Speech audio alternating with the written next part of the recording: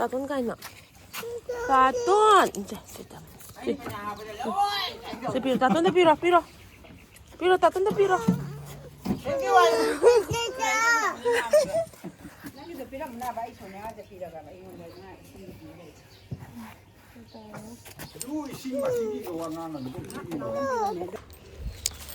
Hello ma'am, good morning ma'am. Ngasi siya inaw nupi hangi do niya bako maso na ngay ay jum dala iye na lak na lay niya bako karani lay minaram me doga ma ngasi hangani mama na thilu do niya ba aduga ay sung halay raga mo beng da sa toy di mapalaw bala ka niya ba angang sing na kamangkata dum tanam mani.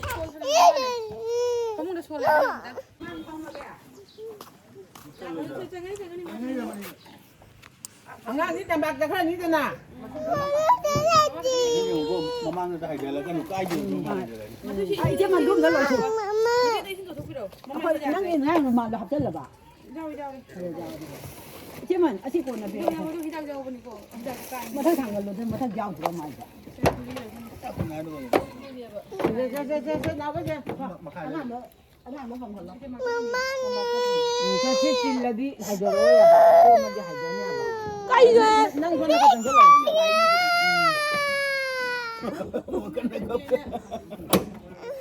Pasal, jauh ni. Si Jay, kau nak hajar dalam tahu kita kena di kain.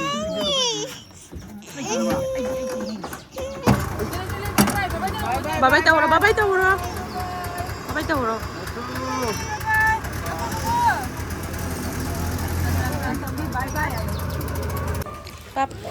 Ako'y bing dala hojik ma'am ado kanupa di ako'y toto di thanam me bako jumda do nupi si di sumpura gala mama su jumda lehde ba khundaw suba chakena jumda leram da do na ako'y thoi mathum ta misti thabak subu chu jawi do angang si su hona ba do ngamoy na sum nupi si pura ga oina la ya si pabi ade mama nasta mama मी हम जलो सखाई रहा मैंने उन्हें पाँव में नहीं वो कमर में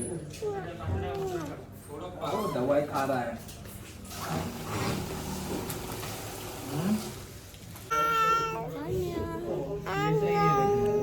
मामा का बेबी का बिंग दलाई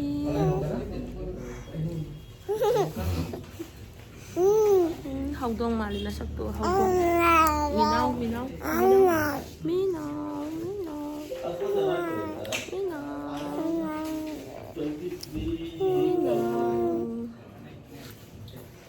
दादा दिका ना तुम मरा पापा का देना पापा का देगा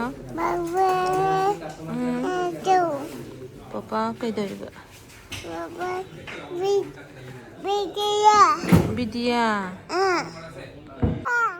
बेबी पोती चाय हाय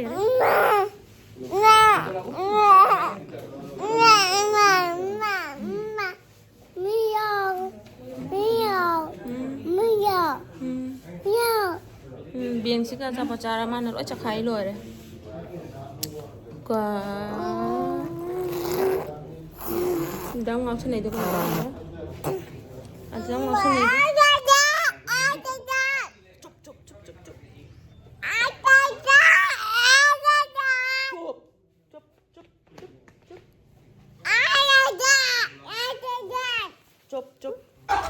bye bye mabok ka kay nakat pa sa kanina sa kaya ni bye ngasi sidi loina sa na dori kay nakat pa si papaso sa tori ni bako ado may video si sumakatan din si bye chalo bye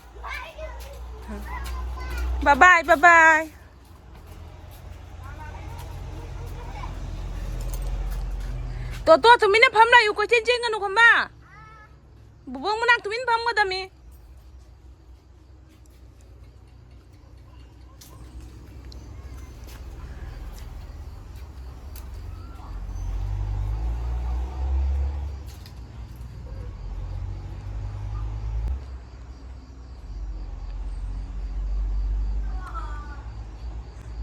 kay nakat pa sa nara ako'y yung giloy sa tori tao siya nga nga ni sumabok ka ina hara ako'y thoy loy salikan na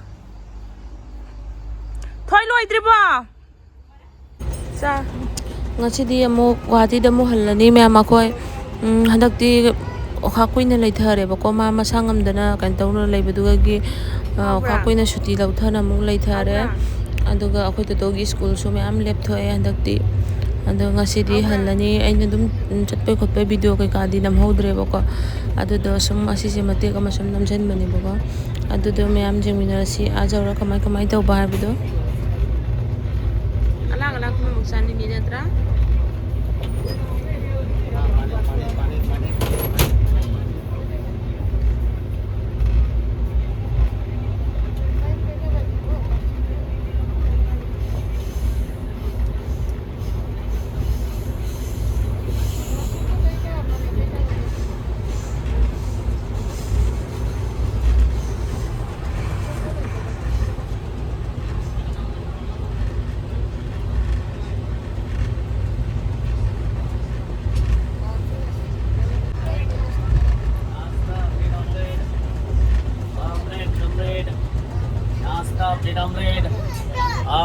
Omelette. Lihat sana.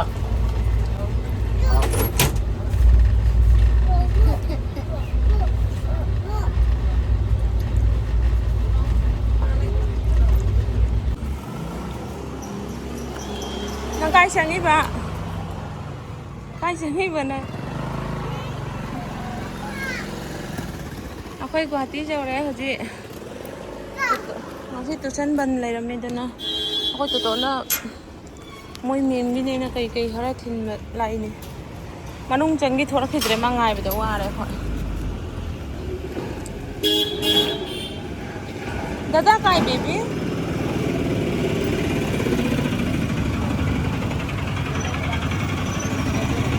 Bye bye ka tau thore mai no.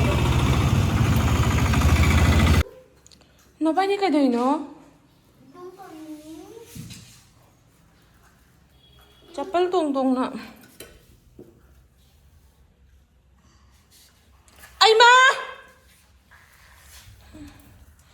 Ani jam mathau lai tan tau ri jiu ne. Tau ngai thabak lai tre moi.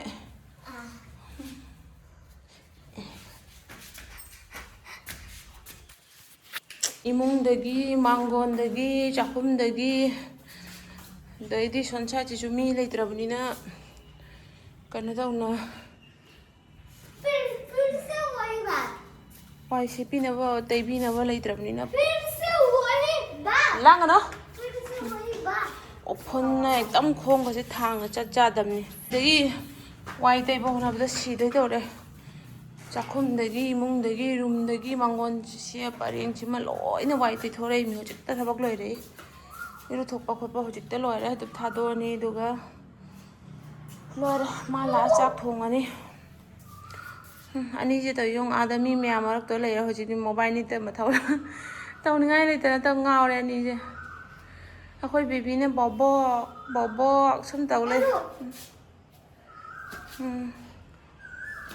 no ngai tapna akhoi baby je ubada du thador sira be to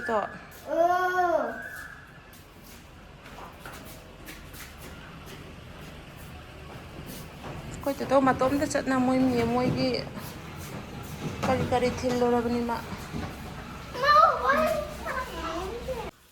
Mama Mama Mana duk thay ra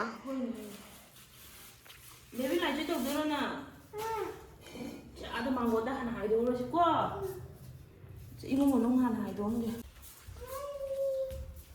Ma start tawda Start diya sanan start of le ni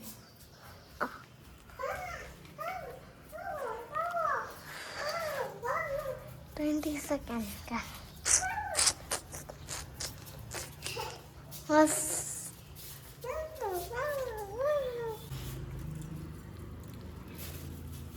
Nó tôi gầy đó do ba pin ni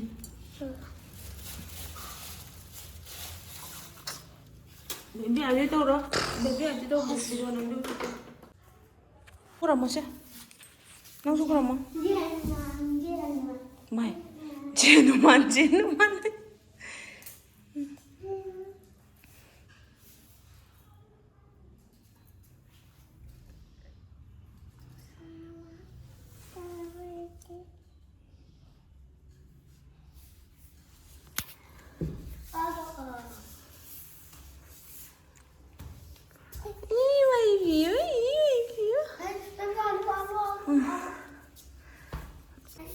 Mem duk tha ko pa su loi re ngasi ki video se su ta ka lo sala ga thani blog ka mu phang ngasi aduna lai share si ding si na like subscribe ko sun ali si khulang chu kayum ta roi no wangang ba ga di mem video se ngasi ki di matang ka su lo sala bye bye